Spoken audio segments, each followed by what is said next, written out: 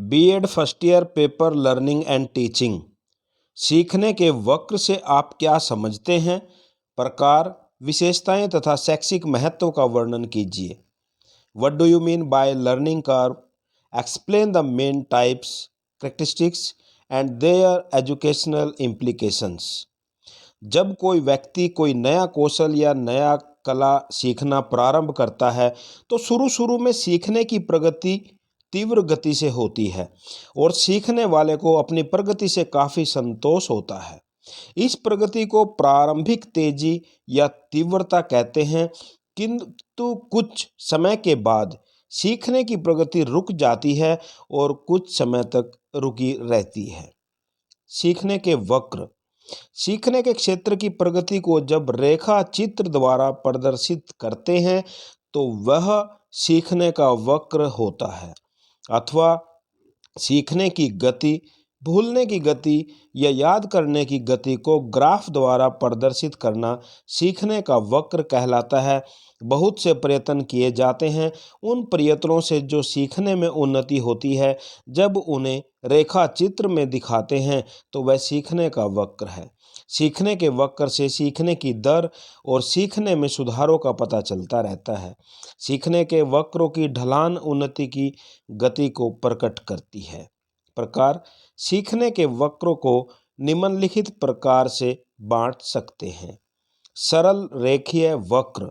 इस प्रकार का वक्र बहुत कम मिलता है। ऐसी स्थिति में सीखने की प्रक्रिया स्थिर रहती है।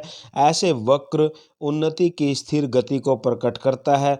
व्यक्ति को कोई भी नया ज्ञान प्राप्त नहीं होता और वह सीखने की कोशिश नहीं करता। सेकंड, निषेधात्मक उन्नति वाला वक्र। यह वक्र आरंभ में तीव्रता को प्रदर्शित करता है, परंतु अभ्यास के साथ साथ गति की दर कम होती चली जाती है और अंत में वक्र एक सरल रेखा का रूप धारण कर लेता है। इसे हम निषेधात्मक वक्र कहते हैं। इससे हम यह नहीं कह सकते कि मनुष्य अपने दक्षता को भूलता जा रहा है। इससे भाव है कि प्रगति तो हो रही है, परंतु प्रगति कम होने की दर से बढ़ रही है। धनात्मक उन्नति वाला वक्र। कई बार आरंभ के प्रयत्नों में सीखने की दर बहुत कम होती है, परंतु जैसे जैसे प्रयत्न बढ़ते जाते हैं सीखने की दर बढ़ती जाती है। इसे धनात्मक उन्नति वाला वक्र कहते हैं। इस प्रकार के सीखने के वक्र उस समय प्राप्त होते हैं जब आरंभ में सीखने का कार्य कठिन होता है। इस प्रकार कहा जा सकता है कि सीखने में उन्नति शुरू में धीरे धीरे होती है, फिर समायोजन होते ही सीखने की गति बढ़ जाती है। मिश्रित वक्र। इस प्रकार के वक्र उस समय प्राप्त होते हैं जब आरंभ में सीखने की गति मंद, उसके पश्चात तीव्र और अंत में फिर मंद होती है। इस प्रकार के वक्र रेखा में प्रारंभ में उठान मंद गति से, मध्य में उठान तीव्र गति से और अंत में दोबारा मंद गति से उठान होता है। इस प्रकार के वक्रों को एस आकृति वाले वक्र भी कहा जाता है। सीखने के वक्र की विशेषताएं। सीखने के वक्र की विशेषताएं निम्नलिखित हैं। प्रारंभिक स्तर। जब प्रयोज्य यानी जो सीखने वाला है, प्रयोज्य सीखने की स्थिति के साथ समायोजन नहीं कर पाता तो वक्र रेखा में कोई विशेष उन्नति दिखाई नहीं देती, अर्थात सीखने का वक्र प्रारंभिक स्तर शून्य या कम ही होता है। लेकिन यदि प्रयोज्य सीखने के लिए पहले से ही तैयार होता है तो सीखने के वक्र के प्रारंभिक स्तर में तेजी दिखाई देती है, अर्थात सीखने के वक्र की रेखा शुरू से ही उठती हुई दिखाई देती है। माध्यमिक स्तर। कई बार माध्यमिक स्तर पर सीखने की वक्र की रेखा कभी ऊपर उठती है तो कभी नीचे गिरती है, परंतु फिर भी सीखने के वक्र की सामान्य प्रगति ऊपर की ओर उठी होती है। इस प्रकार के वक्र स्तर को माध्यमिक स्तर कहा जाता है। अंतिम स्तर।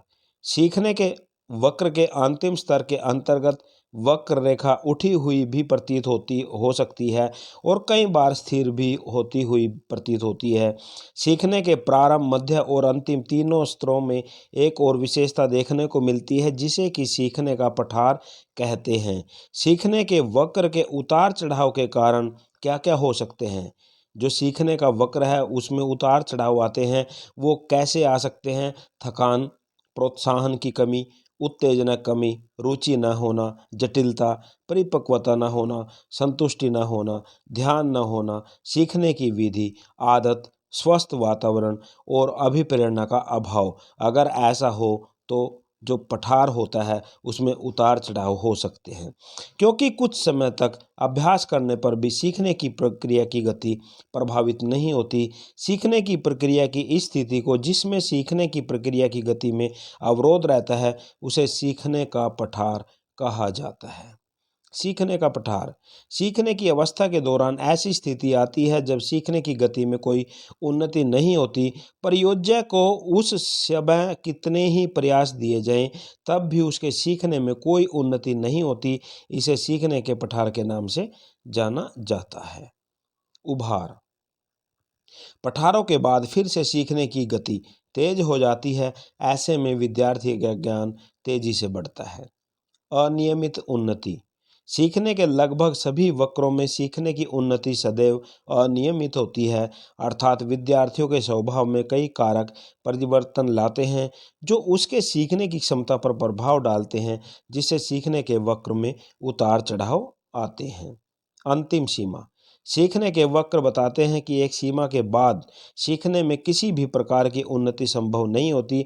ऐसे में विद्यार्थी को कितने भी प्रयास दिए जाएं, परंतु शिक्षण के बाद सीखने की गति स्थिर होती है, उसमें किसी भी प्रकार का कोई परिवर्तन संभव नहीं होता। सीखने के वक्रों का शैक्षिक महत्व। सीखने के वक्र अध्यापक के लिए बहुत महत्व रखते हैं। इससे अध्यापक को बच्चों की उन्नति के बारे में पता चलता है। वह बच्चों के सीखने की गति को बड़े प्रभावी ढंग से समझ सकता है। अध्यापक को अपने बच्चों के सीखने के संबंध में व्यक्तिगत भेदों का ज्ञान प्राप्त होता है। इन वक्रों का ध्यानपूर्वक विश्लेषण अध्यापक को बच्चों की त्रुटियों के बारे में बताता है। सीखने की त्रुटियों को जानकर उन्हें दूर किया जा सकता है। सीखने के वक्रों को शैक्षिक महत्व इस प्रकार हम देख सकते हैं। यह वक्र उन गलतियों को जो उन्नति के रास्ते में बाधा बन जाते हैं, ढूंढने में बहुत लाभदायक सिद्ध होते हैं। सीखने के वक्र उन्नति की गति, उन्नति की नियमितता और अनियमितता तथा सामग्री की बढ़ती कठिनाई का उन्नति के साथ संबंध के परिणाम प्राप्त करने में बहुत सहायक सिद्ध होते हैं। जब कुशलता में कमी की भविष्यवाणी हो जाती है, तो यह वक्र अध्यापक की प्रेरणा को नियंत्रित करने, गलतियों को ढूंढने, उचित समय पर परीक्षाएं लेने, सूचियां तैयार करने, सीखने की सामग्री तथा विधियों को उचित क्रम देने और उचित प्रेरणा देने में सहायता करते हैं। निष्कर्ष। इस प्रकार कहा जा सकता है कि सीखना एक प्रक्रिया है। हम जितने विश्वास के साथ कार्य प्रारंभ करेंगे, उतना ही तेज गति से हम सीख पाएंगे। ऐसा करने से न तो बालक को कार्य करने में थकावट महसूस होगी और न ही वह किसी कार्य से ऊबेगा। इसलिए कार्य बच्चों की रुचि के अनुसार हो, क्योंकि जब बच्चे कार्य में रुचि लेते हैं तो उसका ध्यान अन्य वस्तुओं या प्रविष्टियों की ओर न जाकर कार्य पर ही केंद्रित रहता है। तो ये था प्रिय विद्यार्थियों, आप लोगों के लिए एक महत्वपूर्ण प्रश्न जो आपके पेपर के अंदर बहुत बार पूछा जा चुका है। धन्यवाद।